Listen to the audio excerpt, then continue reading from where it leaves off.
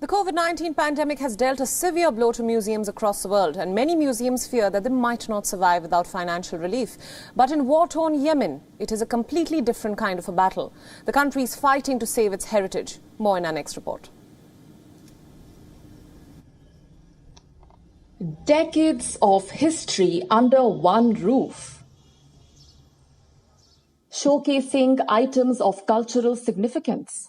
Museums are the world's window to the past, but they are struggling to survive. According to a new survey, many museums fear they will not last through the course of the pandemic. For more than a century, people have been visiting the Everhart Museum in Scranton in the United States. Not anymore. The last few months have been hard. And it's not just this museum. A new report from the American Alliance of Museums tells us how severe the crisis is. It has found that a third of museums surveyed across the country were not confident that they would survive the next 16 months without some sort of financial relief. But in war-torn Yemen, it is a different kind of a battle. The country is fighting to save its heritage. The National Museum in the Yemeni city of Taez has two faces. The impact of the war is clearly visible. One side has been beautifully restored to its former grandeur. The other is damaged and crumbling away. Cairo Castle, which is behind me, was bombed by 9 long-range missiles, which destroyed the top of the castle, in addition to 3 or 4 buildings that were located in the same area.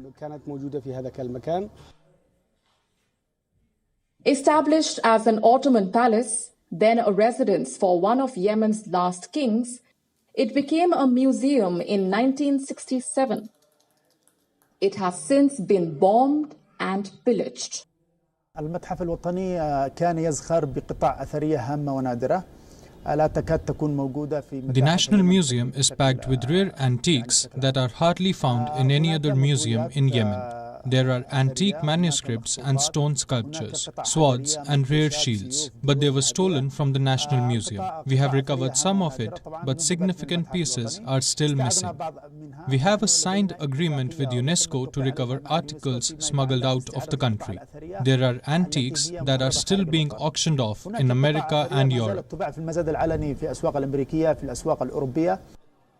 The war has massively affected archaeological sites. Yemen's rich cultural heritage has not been spared. During the war, there were many auctions selling stolen Yemeni artifacts. How did these artifacts get out of Yemen? Who's responsible for that? We don't know. What we know is that many of those involved in the smuggling of antiques are officials who were able to take them out, or people with authority from the Saudi-led coalition, because Yemen is almost a besieged country. How do thousands of artifacts get out of Yemen? Taez's museum plans to reopen its doors in 2023.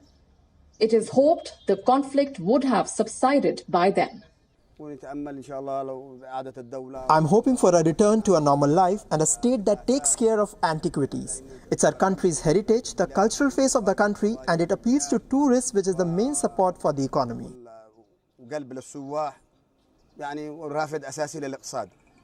Bureau Report, WION World is One.